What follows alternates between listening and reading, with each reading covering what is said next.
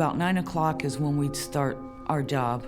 And that night just happened to be the night that I was scheduled to be up in the tower, and there's not a lot of interaction with the inmates when you're up in the towers, so most of the inmates were, going to sleep and getting ready for the next day.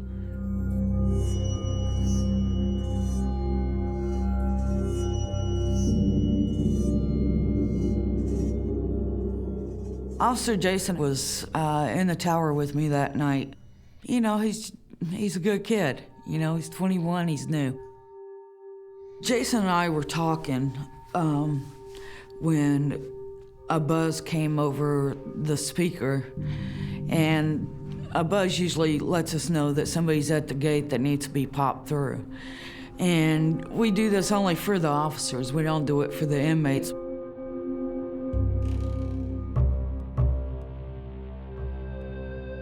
I asked him, I said, who is it? And he said, I don't know, it looks like Officer Martin. And my stomach just kind of started turning, it just didn't feel right.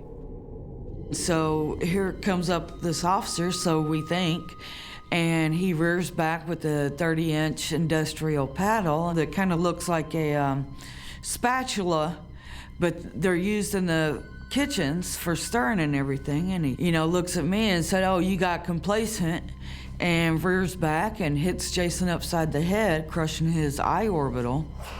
I, thinking to myself, what's going on? Wait, I gotta stop this guy. So I get in a, football stance and I tackle him, and he grabs my head and shoves it into his knee, and I go down on the ground. Me and Jason both were handcuffed behind our backs, and it's not till 10 or 15 minutes later that I realized that this is an inmate and not an officer.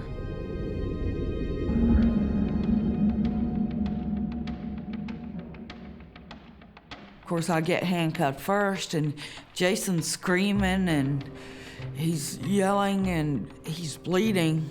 And I'm trying to figure out, asking what's going on. Let's talk about this, and he's telling me to shut up.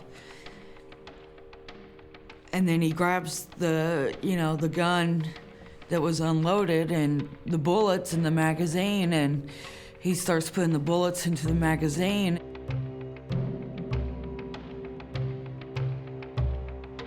And, I'm thinking, I'm dead, what's going on here? How can I defuse it? How can I fix this?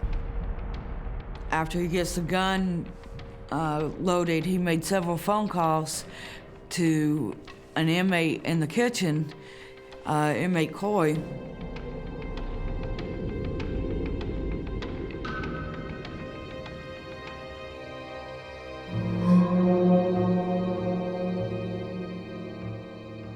He made several contacts with inmate Coy, saying, okay, it's time for you to come up here.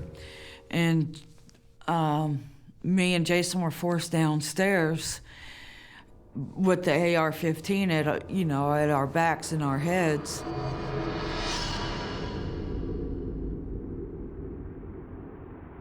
And while all this is going on, there hasn't been called an emergency response yet. So nobody knows what's going on, except for me and Jason. He told Jason to hold open the door.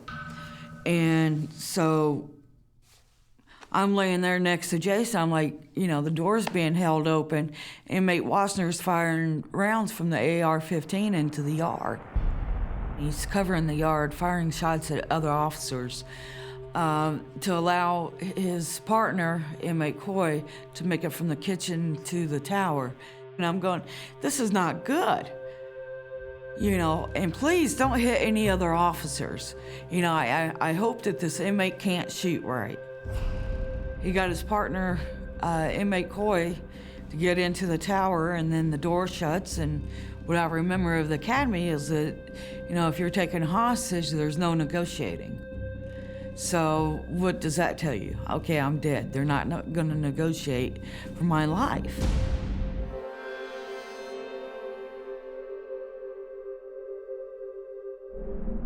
Inmate Wassner then gets a phone call from our lieutenant, and they're asking him what does he want.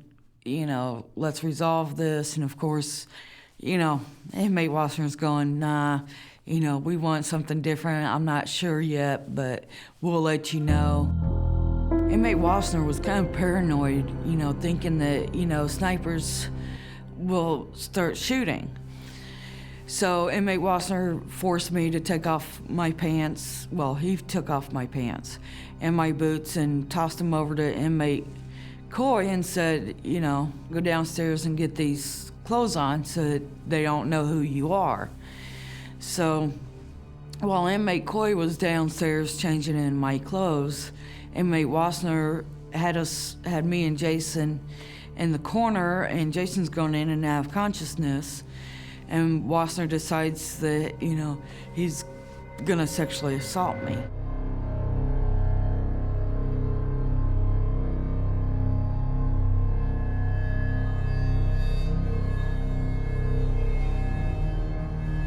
Jason's put into the corner of the staircase, and, I'm telling Coy, please don't, please don't.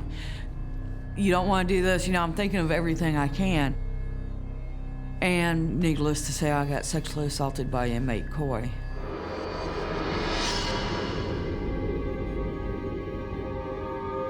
To give you an idea about how I was locked up, I had a pair of handcuffs. To the handcuffs was a pair of leg irons. Attached to the leg irons was a belly chain, and that was attached to a pole. So I only had so much movement in the tower. I was on a leash like a dog.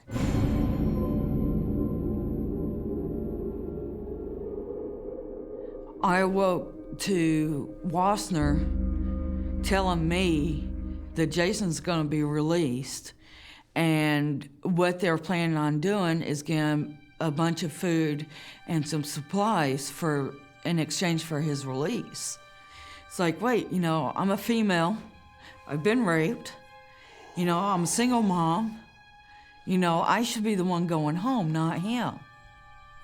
And Coy told me that I was a better bargaining tool, that I was a single female mom, and they could get more out for me than what they could for a male.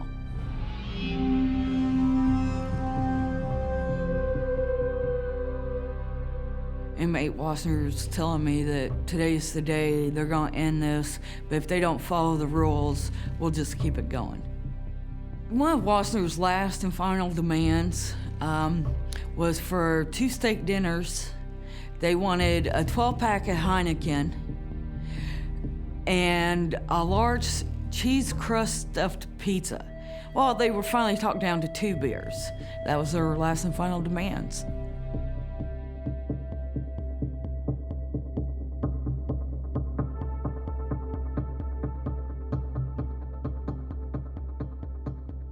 Wassner took the guns down. He had the AR-15. I was in the middle, and then Coy was behind me with the shotgun, not on safety. So we came out of the tower. The officers are telling Wassner exactly what to do: turn around, drop everything, walk backwards, lay down. And then, I go to start walking out, and then I backed all the way up, and I had somebody snatch me from the other side of the fence, and I was out the gate, down the road, by the time that the whole thing ended, on my way to the hospital.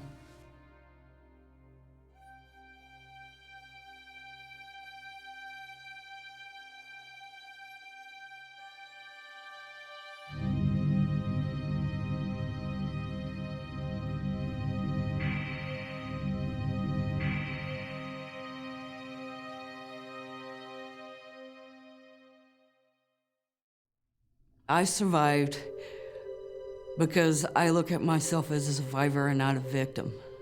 I survived because my family was out there and I needed to get back with them. I survived because I love life.